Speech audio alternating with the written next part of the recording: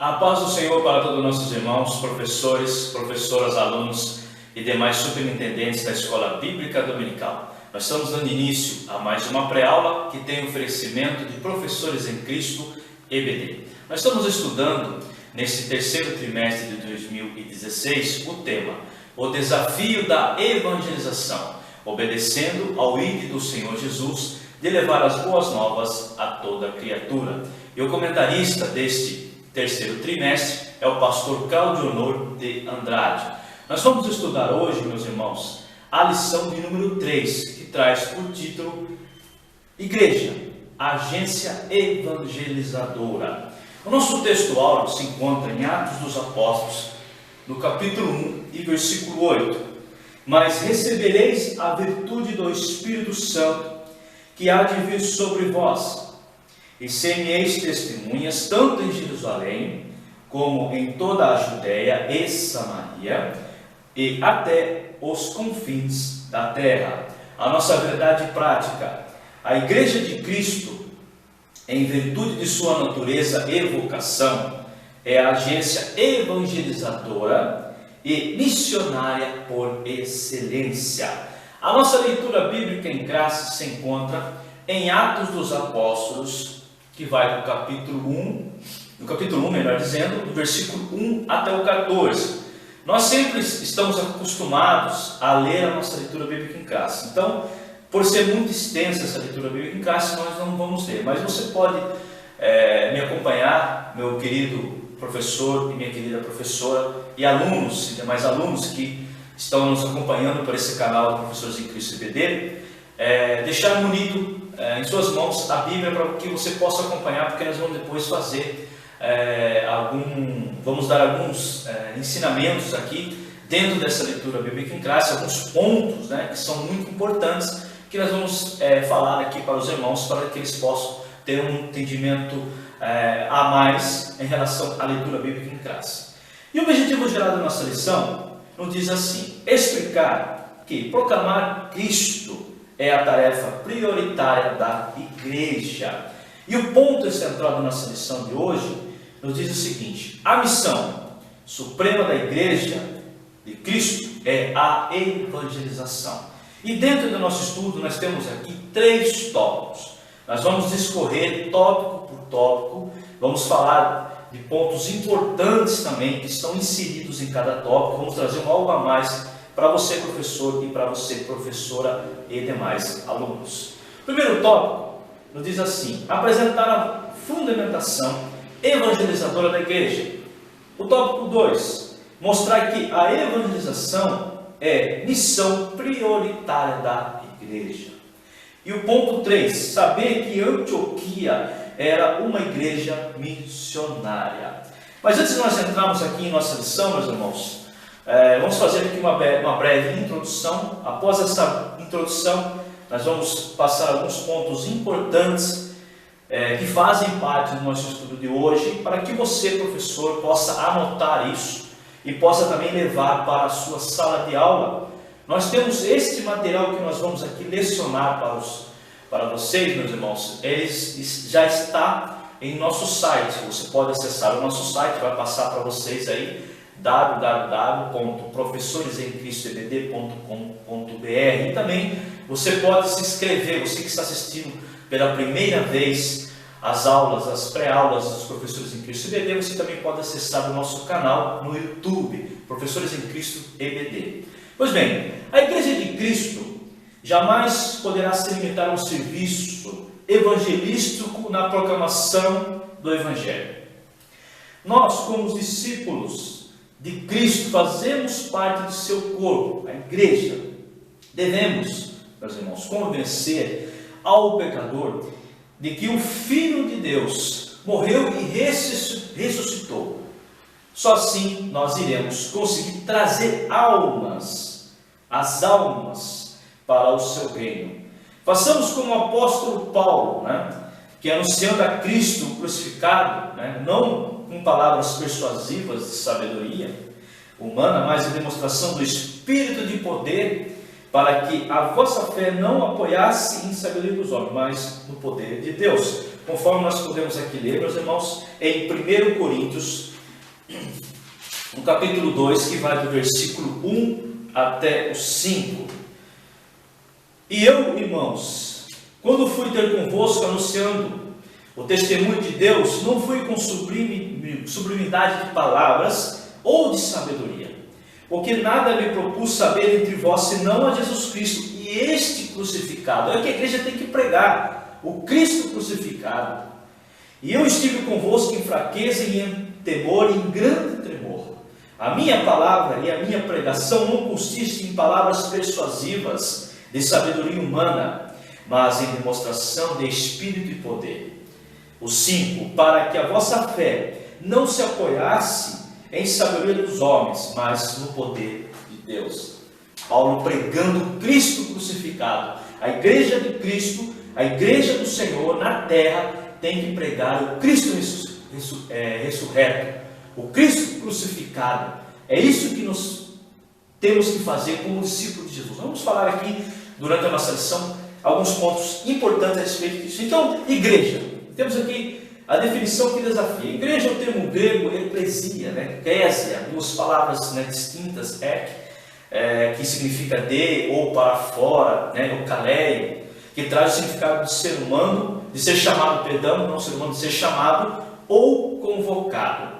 Então, nesse sentido, a eclesia grega, que é uma palavra derivada do grego, era a assembleia de cidadãos que eram convocados para sair fora de suas casas por algum interesse público, Então eles eram convocados. Então a igreja tem essa conotação, tem esse nome. Então nós somos convocados a sair de nossas casas, para trazemos aqui um entendimento parecido para que nós viemos, como a igreja de Cristo, levar a palavra de Deus. Nós vamos falar também desse ponto importante. A igreja é um organismo peculiar. É interessante que Jesus Cristo, no seu caminho terreno na terra, junto com os seus discípulos, ele não se limitou que a igreja ficasse na mão de uma nação, mas sim que a igreja ela tem que sair pregando o evangelho a todas as nações. Porque se ele se limitasse a uma nação, é interessante isso, a atuação dos discípulos e também a nossa atuação dentro da igreja de Cristo, ela se tornaria vazia, se tornaria sem uma constância na pregação do evangelho. Então a igreja é um organismo peculiar. Então Jesus Cristo, é interessante que ele não se limitou, ele não se limita a uma nação, a uma nação de Israel. Não, ele disse para nós que nós levássemos o evangelho até os confins da terra. Isso é interessante. Começasse em Jerusalém, como ele instruiu aos seus discípulos, na Judéia, na região da Judéia, na Samaria, e também até os confins da terra. Então a igreja sempre será chamada para fora. Por quê? Somos chamados para fora para proclamar o evangelho. Se somos a igreja de Cristo, meus irmãos, agiríamos como igreja, ou seja, saímos para evangelizar. Nós temos essa chamada, temos que ter essa chamada pentecostal que tem que arder continuamente em nossos corações. Nós vamos falar também dentro da lição sobre esse ponto pentecostal. Diferença entre Israel e igreja. Aí tinha uma diferença entre Israel e igreja no tempo de Jesus, como eu falei que não se inventou só o povo de Israel, Ou seja, os israelitas, eles partiam do extremo de Israel para adorar em Jerusalém. A igreja de Cristo não tinha como alvo a cidade santa, ele tinha que conquistar o mundo através de seus discípulos. Ou seja, Israel era centrípeta. O que significa isso? Atraía todos ao centro judaico de adoração, que tinha como emblema o Santo Templo. E a igreja, quando a missão da igreja é centrífuga, ou seja, meus irmãos, desde Jerusalém, fosse a proclamar o evangelho até as fronteiras mais extremas da terra. A igreja de Cristo e o Cristo da igreja. A igreja de Cristo subsiste pela proclamação do evangelho e pelo ensino da doutrina dos profetas e dos apóstolos. Então a igreja de Cristo, ela subsiste através desses ensinamentos, da doutrina, dos profetas e dos apóstolos. A sua natureza ela é proclamadora. né? Fundamentada na teologia e na profecia, era profética, né? Mateus capítulo 16 e também Mateus 16:17. Se a natureza da igreja de Cristo é a proclamação do Evangelho, né?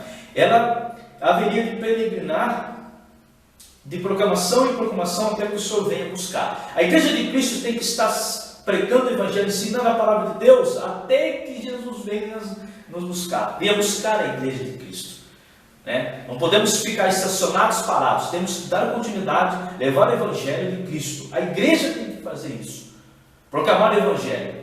Não pode se ficar presa num templo, né? E não levar a palavra de Deus até que Jesus venha nos buscar. Temos que levar a palavra. Sua missão é proclamadora. Se a igreja evangeliza, ela faz missões. A igreja de Cristo, na sua proclamação, tem por obrigação salvar almas. Olha que tema importante, meus irmãos. Então, a igreja de Cristo ela tem por obrigação salvar almas, né? Levar os pecadores ao arrependimento. Caso contrário, meus irmãos, não seremos reconhecidos como discípulos de Jesus. É interessante aqui um ponto que eu gostaria de frisar para você, meu irmão, que me assiste neste momento. Tem algumas igrejas que têm departamentos evangelísticos. Não somos contra esse departamento evangelístico. A questão é a seguinte, que a igreja de Cristo, ela é missionária. Todos têm que fazer as missões. A igreja tem que se fazer missões. Todos têm que participar. Então se cria um departamento dentro da igreja e também ao mesmo tempo ela se ofusca em relação ao Evangelho de Cristo.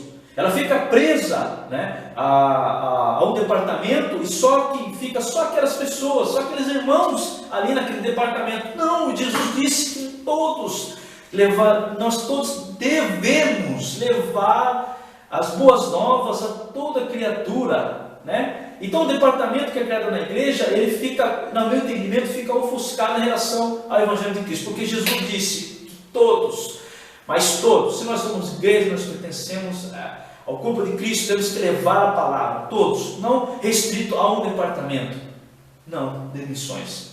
E a igreja que não faz missão, ela fica fadada, né, a parada, nem tem uma palavra fadada, mas sim parada, não dá continuidade, tem que dar continuidade. O Cristo da igreja e a igreja de Cristo. Portanto, não basta falar de Cristo, é urgente que voltemos a proclamar o Cristo no Novo Testamento. Então, temos que proclamar Cristo no Novo Testamento. É uma urgência que nós temos como igreja. O Cristo, aí anunciamos aqui o Cristo, Filho de Deus. A igreja tem obrigação de anunciar o Cristo, Filho de Deus. Como agência evangelizadora, ela tem que fazer isso. Ela tem por obrigação falar isso. O Novo Testamento que ele é filho do Deus vivo, né? Ou seja, Mateus 16:16. Se pregarmos o Cristo que não procede de Deus, jamais conheceremos o mundo do pecado, da justiça e do juízo. Jesus nos ordena, né, os convertidos, conforme Mateus 28:19, que fala da grande comissão. Cristo crucificado de Deus, temos que anunciar também o Cristo crucificado de Deus. Jesus morreu como verdadeiro homem e verdadeiro Deus. Quando se opunha a falar de Cristo, o apóstolo Paulo nos ensina, como nós lemos aqui no início da nossa introdução, em 1 Coríntios capítulo 2, versículo 1 até o 5, ele encenava um drama do Calvário, de tal forma que a pessoa que ouvia esta pregação do apóstolo Paulo nas igrejas, quando ele falava, tinha a impressão que já estavam ao pé da cruz. É como a igreja tem que se fazer também. Pregar o Cristo crucificado, né, fazer essa encenação, né, dentro da palavra de Deus, que a pessoa venha se sentir ao pé da cruz. A igreja, como agência evangelizadora, tem essa obrigação. Tem por essa obrigação. O Cristo, o ressurreto de Deus. Se proclamarmos a morte de Jesus, mas omitirmos a ressurreição, nossa pregação será incompleta. Atos Apóstolos 22. Então, a ressurreição de Cristo é verídica, verdadeira, literal. Não podemos omitir a ressurreição de Cristo, o Cristo ressurreto de Deus, jamais. Porque se nós omitirmos a ressurreição, a nossa pregação ela será totalmente incompleta. Jesus Cristo morreu e ressuscitou vivo, intervindo no mundo e governando a sua igreja, por meio de onde? Pelo Espírito Santo que governa a igreja. quem comanda a igreja. 1 Coríntios capítulo 15, versículo 12 até o 15. O Cristo que intervém, ou seja, interessante que Pedro afirma que Jesus é o Filho de Deus, Mateus 16,16. Rei dos reis, Senhor dos senhores, Apocalipse capítulo 19, versículo 16. E Ele está no controle do universo, da história de nossa vida. Ele está no controle de tudo. Tudo. O Cristo que intervém por nossas vidas.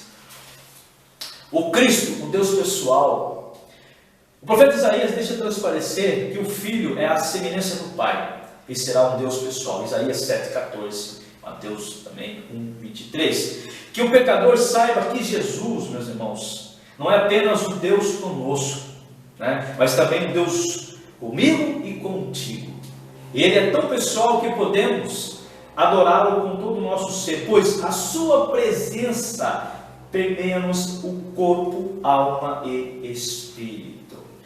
A igreja, a mestra da palavra, a igreja ela sobrevive, meus irmãos, isso é muito importante ressaltarmos, com a palavra de Deus.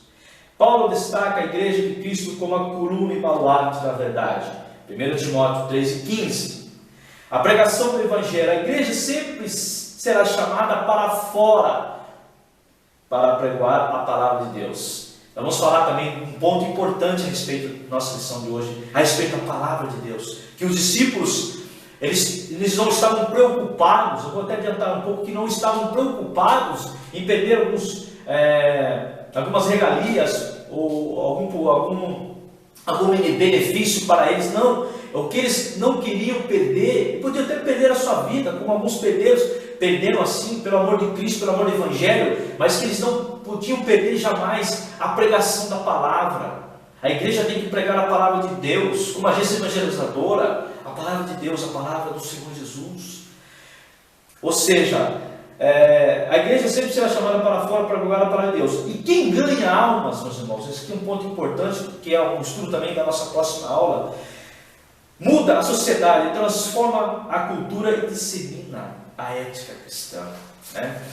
Ou seja, o ensino da palavra, ensinando a palavra de Deus, né? Que uma faculdade de teologia, ela lógico ensina a palavra de Deus, mas só que a verdadeira teologia, meus irmãos, produzida no âmbito da igreja, pois os dons ministeriais são concedidos ao seu ministério, o ministério da igreja, o ministério eclesiástico, né? Não academia, conforme ressalta o apóstolo Paulo em Efésios, capítulo 4, do versículo 11 até o 13. Ou seja, meus irmãos, evangelizar é a missão mais importante da igreja. Meus irmãos, e dentro aqui do nosso estudo, fizemos aqui uma breve introdução, agora vamos falar um pouco dentro da nossa leitura bíblica em classe, e logo vamos partir para os 3 tópicos da nossa lição. Em Atos dos Apóstolos, Lucas, o médico amado que escreveu Atos dos Apóstolos, dá continuidade do primeiro livro, o Evangelho de Lucas. O terceiro evangelho, ele registra que Deus, falando aqui um pouco da leitura bíblica em classe, meus irmãos, realizou através das ações e ensinos de Jesus, ungido pelo Espírito Santo, né? Ao passo de que Atos enfatiza a continuação, então ele está dando continuidade da obra de Jesus, feita por suas testemunhas capacitadas pelo Espírito. Em Atos dos Apóstolos, capítulo 1, e versículo 1, que está dentro da nossa leitura bíblica em classe, Lucas se refere ao seu evangelho como um registro, né? Em Atos dos Apóstolos, de tudo que Jesus começou não só a fazer, mas a ensinar. E ele rememora os eventos principais, né, de Lucas, no capítulo 24 do seu evangelho. Aí que ele revela para nós aqui as aparições de Cristo ressurreto aos discípulos, né, dentro aqui da nossa leitura bíblica em classe, a promessa do batismo no Espírito Santo, né, e a ascensão do Cristo ressurreto ao céu. Atos dos Apóstolos, no capítulo 1, versículo 2 até capítulo 2 até o versículo 11. A comunidade se dedica à oração. É interessante que a igreja de Cristo, a igreja primitiva, nasceu debaixo de muita oração, meus irmãos. Nós também temos que orar muito. Quando os discípulos receberam, ficaram ali com Jesus 40 dias, nós sabemos que ficaram 40 dias ali, dando instruções aos discípulos, falando aos seus discípulos, né? Aí, quando ele não está mais com os discípulos, né? Aí eles vão para o cenáculo, né? Depois vamos até falar aqui, mas eles ficavam em oração, em súplicas e orações, esperando, né? O que Deus já tinha falado para eles, o que Jesus já tinha dito para eles. Eles seriam revestidos, né? Receberiam tudo o poder, que são revestidos pelo poder do Espírito Santo. Então a igreja tem que orar, e orar, em constante oração. A igreja, ela sem oração, ela é morta, né? E como ela vai evangelizar sem oração? Não tem como, né? Então eles vão ao cenáculo. A localização do lugar desse cenáculo que eles vão, né? É incerto. Poderia ser o lugar da última ceia, Marcos capítulo 14, versículo 15, Lucas 22, do 8 ao 12, ou a casa de Maria, a mãe de João Marcos, João, né, depois foi chamado de Marcos, Atos 12, 12, lá esperaram pela promessa do poder do alto. Então, um resumo aqui rápido da nossa leitura bíblica em classe. Agora, resumo desses tópicos da lição de hoje. Aí temos aqui no primeiro tópico, a fundamentação da igreja evangelizadora. Após a ressurreição, Jesus permaneceu com os discípulos por 40 dias, durante os quais discorreu acerca da fundação pentecostal da igreja e sobre a evangelização mundial. Ou seja, ele dá uma resposta aqui no primeiro tópico, subponto do primeiro tópico, né? Nós temos aqui a resposta escatológica e a resposta pentecostal. Vamos falar aqui rapidamente desses dois pontos aqui para que você possa entender, alunas e também professores e professoras. A resposta escatológica. Então a pergunta dos discípulos sobre quando o fim viria é imprópria. Ou seja, qual pergunta que foi feita? A pergunta foi, conforme nós podemos ler em Atos dos Apóstolos, no capítulo 6, né, versículo 7, depois do versículo 8. Mais precisamente até o versículo 7. Então aqueles, pois, que haviam reunido perguntaram, dizendo: Senhor, restaurará tu neste tempo o reino de Israel? Aí Jesus responde no versículo 7 para eles, e disse-lhes: Não vos pertence saber os tempos ou as estações que o Pai estabeleceu pelo seu próprio poder. A pergunta dos discípulos sobre quando o fim virá é imprópria. O tempo do qual Israel é restabelecido, a condição de estado e tempo em que o reino entra em sua plenitude, tem de ser deixados para Deus, né? Então ninguém precisa saber as épocas ou datas que o Pai fixou por sua própria autoridade, conforme nós lemos aqui no versículo 7 de Atos dos Apóstolos, no capítulo 1, e também conforme em Mateus, porque só Deus sabe, né, as horas, tempo. Então, não era devido eles se preocuparem com isso, né? Aí Jesus responde a eles que eles não deviam se preocupar com isso. Mateus capítulo 24, capítulo 36, versículo 36. Mateus 24, 36 nos diz assim: Porém naquele dia e hora ninguém sabe, nem os anjos do céu, nem o Filho, mas unicamente meu Pai. Aí, quer dizer, não é importante, né, poder marcar no calendário a data em que o reino será finalmente estabelecido. Nem o povo de Deus deveria, né, especular sobre a proximidade do fim do mundo. O que eles têm de fazer é esperar receber o poder do Espírito Santo, de forma que testemunhem a morte e ressurreição de Cristo até que Ele volte. Foi o que eles fizeram, né? Esperando o poder do Espírito Santo que viria do alto, né? E que iam capacitar eles. E nós também temos que fazer da mesma forma, né? Estar em constante oração, né? Recebendo o Espírito Santo, né? Para os crentes, para os salvos, para os discípulos, e também pregar o Evangelho até que Cristo volte para nos buscar. Aí ele dá uma resposta pentecostal, conforme no versículo 8. Aí ele diz: Mas recebereis a virtude do Espírito Santo, que há de vir sobre vós, e sereis testemunhas tanto em Jerusalém, como em toda a Judéia e Samaria, até os confins da terra. Então, uma vez mais, Jesus, ungido pelo Espírito, promete aos discípulos que eles serão capacitados pelo Espírito Santo, conforme nós temos aqui no versículo 8, de Atos dos Apóstolos, capítulo 1. Em vez de mudar o assunto, né, em vez de Jesus mudar o foco do assunto, da pergunta que foi feita a ele, não. Quando os discípulos perguntaram pelo reino, ele lhes dá uma resposta, né, uma resposta pentecostal. A resposta não indica o tempo de consumação do reino, mas sim que o Evangelho deve ser pregado a todas as nações, antes que venha a verdadeira bem-aventurança para Israel e para o mundo, conforme em Mateus, no capítulo 24, Evangelho segundo escreveu Mateus, capítulo 24, versículo 14. E esse Evangelho do reino será pregado em todo o mundo, em testemunho a todas as gentes, então virá o fim. A igreja de Cristo tem que pregar o Evangelho, anunciar o Evangelho até a volta de Cristo. Não devemos saber o tempo e a hora em que nós seremos arrebatados.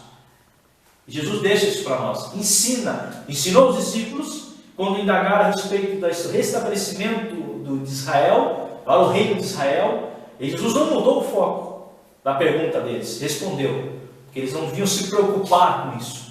Nós devemos se preocupar, mas que devemos levar o Evangelho a toda criatura, até os confins da terra. A igreja tem que se preocupar com isso. Aí temos aqui virtude de poder, né? Não um poder político, mas um poder para servir. Quando se entende virtude do poder, a palavra traduzida por virtude, né, e poder provém do verbo que significa ser capaz, né? Ou seja, ou ter força de levar a palavra de Deus, anunciar o Evangelho. A igreja primitiva, ensinando eles a ter essa força,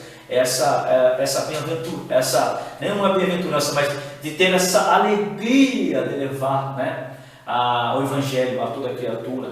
Jesus promete equipar os discípulos para serem suas testemunhas, porque nós somos testemunhas de Cristo aqui na terra, meus irmãos, né? Quando levamos o Evangelho de Cristo, e dando testemunho de Jesus, o identificará como povo de Deus. Assim foi feito, assim eles fizeram. A capacitação para testemunhar é descrita como a vinda do Espírito Santo sobre eles, conforme o versículo 8, conforme Atos dos Apóstolos 19, versículo 6 também. A expressão estreitamente está ligada aqui, meus irmãos, à ideia de revestidos de poder, conforme Lucas, o Evangelho segundo escreveu Lucas, o médico amado, no capítulo 24 e versículo 49. O testemunho dos apóstolos deve começar na mesma cidade da qual Jesus foi condenado, e não será concluído até que eles alcancem os confins da terra. E serve também para nós, como igreja de Cristo na terra, né? Vamos levar o Evangelho de Cristo, né? E sermos revestidos de poder, temos que levar a palavra de Deus até os confins da terra. Jesus nos deixou essa ordem, deixou essa incumbência para os seus discípulos. E nós, como somos seguidores de Cristo, devemos fazer da mesma forma que os discípulos de Jesus fizeram em sua época. Aí dentro do tópico 1, aí, temos aqui também, né, o ponto 3, que fala a fundação da igreja, né? Então, passados 10 dias desde a ascensão do Senhor, veio sobre eles o que? O Espírito Santo, né? Como Jesus já tinha anunciado eles. Então, a fundação da igreja ela foi pentecostal e evangelizadora. Então, a fundação da igreja foi pentecostal e evangelizadora. Isso significa que só viremos a cumprir plenamente a grande comissão se buscarmos e vivemos no poder do Espírito Santo. Dentro do tópico 2, temos aqui a missão prioritária da igreja. Aí temos aqui, qual é a missão prioritária da igreja? A evangelização e missão em Atos, né? Ele faz essa distinção, e também a promoção social. Quando a igreja evangeliza, cumpre integralmente, né, meus irmãos, a sua missão, pois integralmente promove o ser humano. Então, a evangelização, a missão prioritária da igreja. Os crentes chamam a atenção aqui, meus irmãos, é interessante aqui, algo a mais para você, professora, para as atuais circunstâncias, conforme Atos dos Apóstolos 4, 29 e 30, onde Pedro e João, né, ficam perante o Sinédrio, já sofrendo algumas ameaças, né, dos judeus ali, dos judaizantes que estavam já de olho neles, enfim, sofrendo algumas ameaças. E essa ameaça que eles estavam sofrendo, né, feita contra eles, A igreja se achava numa situação difícil da época, né? Mas os crentes não estavam preocupados ali, meus irmãos. É interessante que eles não estavam preocupados ali com o perigo que eles estavam sofrendo, né? Um perigo de perder o poder político ou privilégios que tinham, mas algo muito mais preciosos, né? Eu não estava preocupado com isso. A liberdade, até a vida, né? Mas em vez de orar por libertação do perigo, né, eles pedem coragem para pregar a palavra. Então eles não estavam preocupados com as suas, eu falei aqui uma vida, mas não se preocupavam com a vida que eles tinham, algumas coisas que eles tinham. Não, eles estavam preocupados de não poder levar a palavra de Deus, né, de não levar a palavra do Evangelho a todos que precisavam ser ouvidos, né? Eles estavam preocupados com isso. Em vez de orar para que não sofressem perigos, né, de ameaças, perseguições, eles não oravam através, não deixassem de falar a palavra.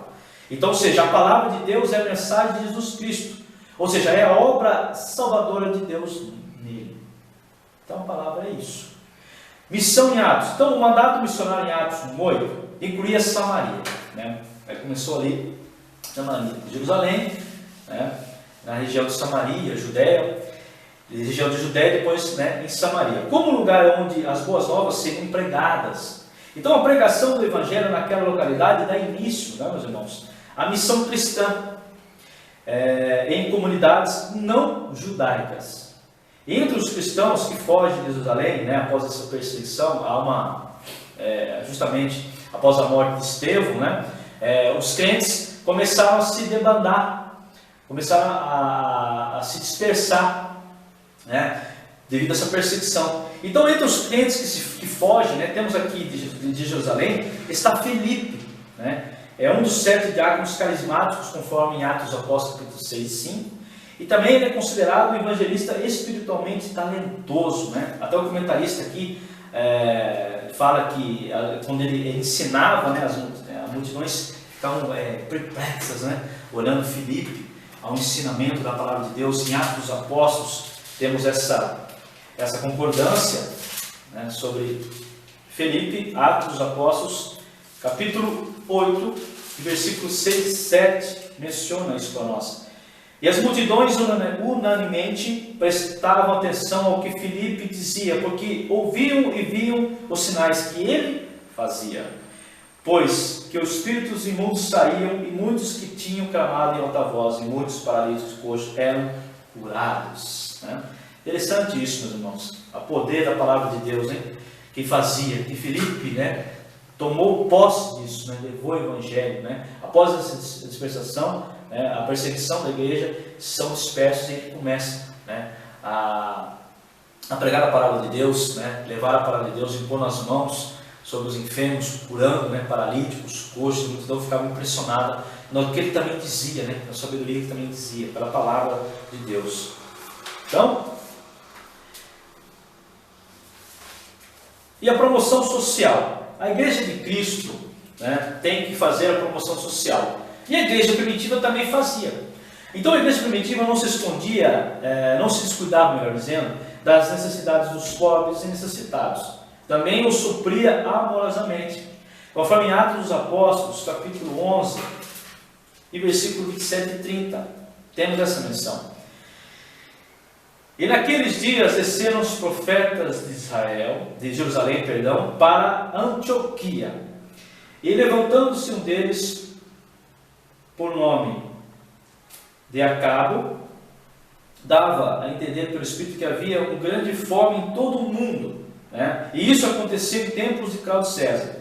O 29. E os discípulos determinaram mandar cada um conforme que pudesse socorro aos irmãos que habitavam na Judéia. 30. E que eles, como efeito, fizeram enviando-os os anciões por mão de Barnabé e de Saulo, né? A igreja, ela faz a promoção social, deve fazer a promoção social. Se fazia-se na igreja primitiva, né? Quanto mais nós, nesse século XXI, devemos fazer também. Mesma coisa. Além de levar a palavra de Deus, temos que cuidar amorosamente de nossos irmãos.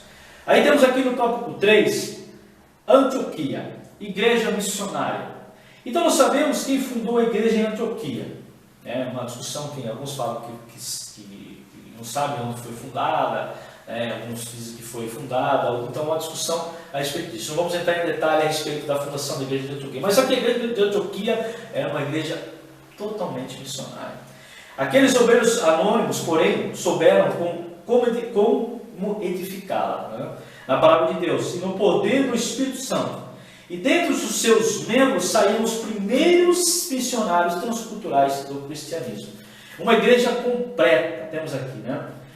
Em Atos capítulo 13 e versículo 1, né, tinha pessoas intelectuais, num nível de intelecto alto, né, nessa igreja. Né? E na igreja que estavam em Antioquia havia alguns profetas e doutores, a saber, Barnabé e Simão, chamado Níger, e Lúcio, Sirineu e Manaém, que fora criado com Herodes, o tetrarca, e Saulo. Né? Antioquia se torna um centro vital para as missões cristãs, conforme Atos dos Apóstolos, capítulo 11, e versículo 26.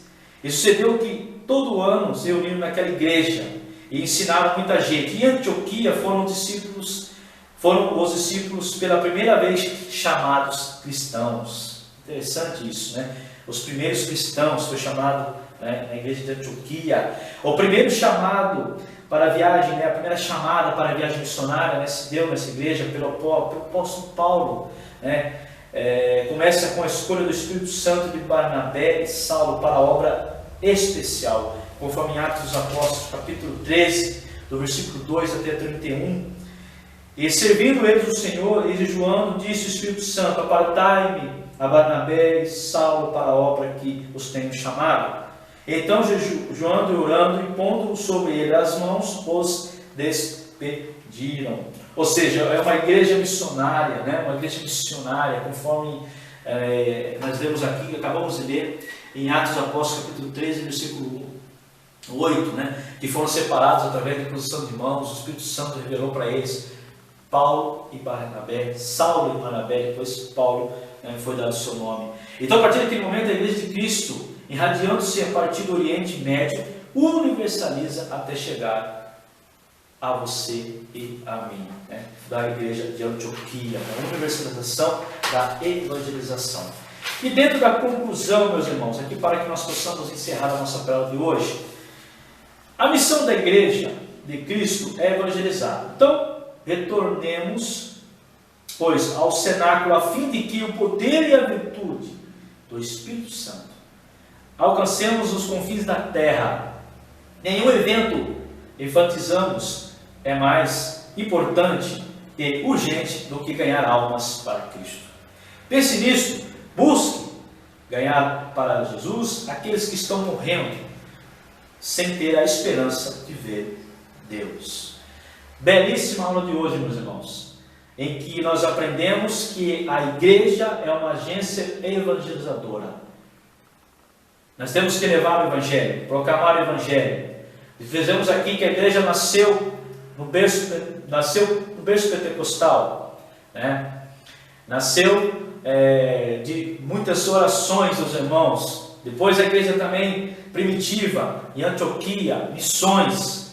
A igreja, ela é missionária, levar as boas novas a toda criatura, faz parte da igreja, né, como uma agência evangelizadora.